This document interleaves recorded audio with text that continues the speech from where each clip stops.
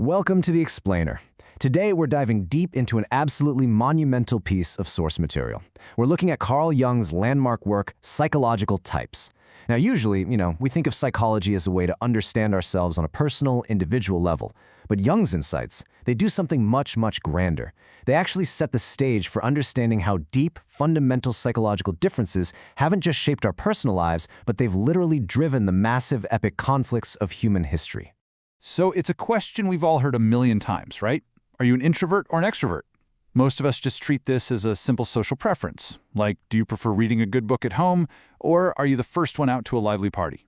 But Jung's text reveals something absolutely staggering. These aren't just casual social habits. No way. They are fundamental, powerful mechanisms of human consciousness. And as we're about to see, the friction between these two types has actually caused centuries of bitter and, honestly, often bloody, ideological warfare. Section 1. The two basic mechanisms. To really understand how all this works, we've got to start at the micro level. We're going to look at the basic concepts and break down Jung's complex definitions into something totally accessible. Jung uses this brilliant magnet analogy to describe the flow of our psychological energy, or what he calls libido. He also borrows a cool physiological concept from Goethe, comparing these mechanisms to the rhythm of a heartbeat, the systole and diastole. So think of psychic energy flowing in two distinct directions. In introversion, it's a systolic movement. Energy is drawn inward, away from the object and toward the subject. The subject acts like a giant magnet, pulling the object right to itself. But in extraversion, it's a diastolic movement. Energy flows outward, and the external object acts as the magnet, powerfully drawing the subject's tendencies out into the world. So the absolutely crucial point here is that introversion is not about being shy or socially awkward. Scratch that idea entirely. Jung defines it as an attitude that elevates the self and the subjective inner world way above the external object. For the introvert, their inner psychological reality holds the absolute highest value. They're constantly maintaining their ground against external influences, making totally sure that their subjective process is never, ever overwhelmed by the noise of the outside world.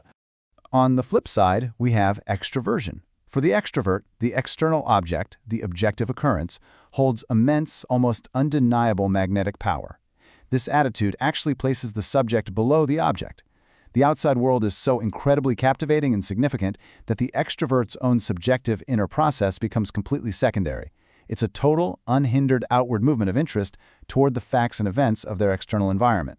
Section 2. The four psychological functions. Okay, let's look at our psychological tools of reality, because the story gets even more detailed from here. Within those two broad mechanisms of introversion and extroversion we just talked about, there are specific tools we use to navigate the world. Jung identifies four basic psychological functions. We've got thinking, feeling, sensation, and intuition. Now, it's vital to note that every single human being possesses all four of these. We all have the whole shebang.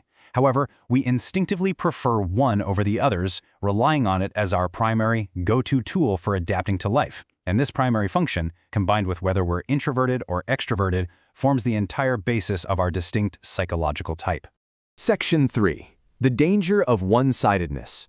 So, what actually happens when a person relies entirely on just one of these functions, creating a massive deficit in how they adapt to the world?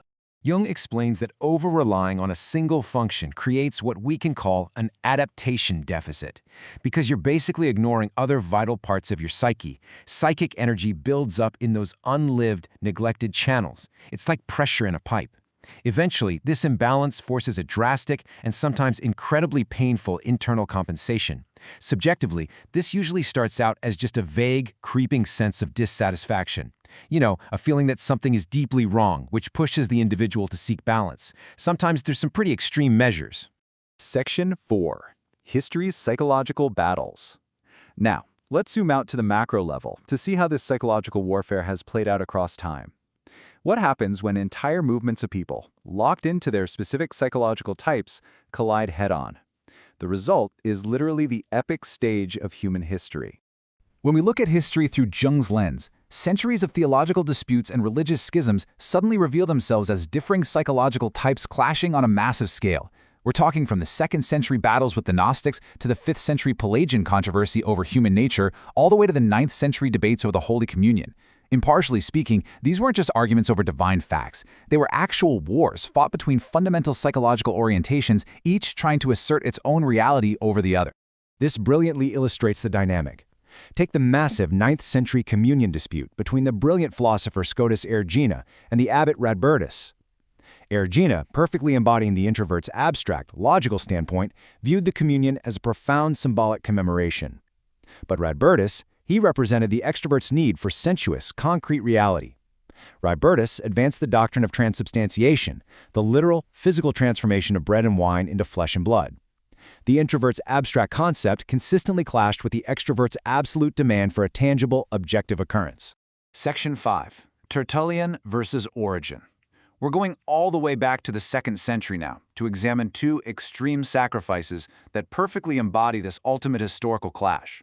We have Tertullian, the introverted thinker, and Origen, the extroverted scholar. Both of these men underwent intense psychological conversions, and both were forced by their adaptation deficits to make horrifyingly extreme sacrifices of their most valued psychological functions just to find inner balance. Tertullian amputated his intellect to find religious feeling, while Origen, and yes, this actually happened historically, literally castrated himself to sever his sensual ties to the world. Let's look at Tertullian first. He was a brilliant, inexorable thinker, a total master of logic. But he realized that his fierce intellect was binding him dangerously to the worldly, purely rational aspects of Gnosticism. So, to save his soul, he performed the sacrificium intellectus, the willful sacrifice of his own intellect. He basically forced his psyche to abandon reason so he could rely entirely on his neglected feeling function and his completely irrational inner reality.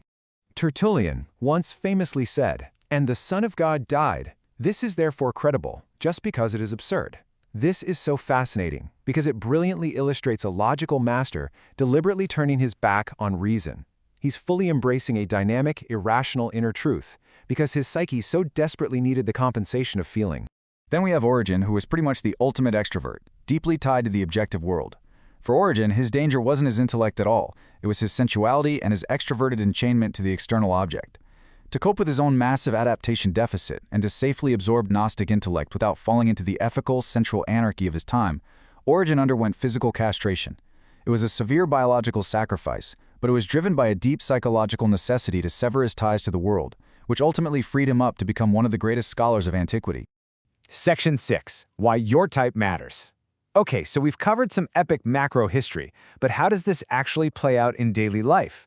Let's bring it right back to your micro-reality to see why this ancient clash of psychological types still matters to you today.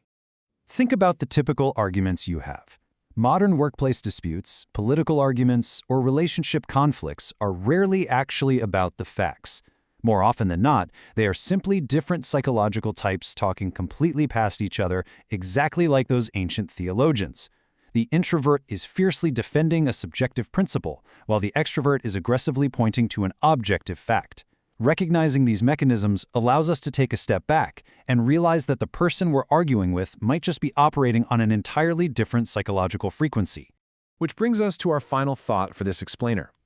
Jung's work shows us that ignoring a part of our psyche doesn't make it go away. It just builds up pressure until it forces a compensation.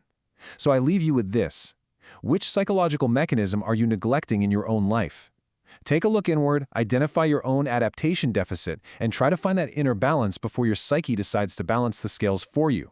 Thanks for joining me on this deep dive, and keep questioning the world and the mind around you.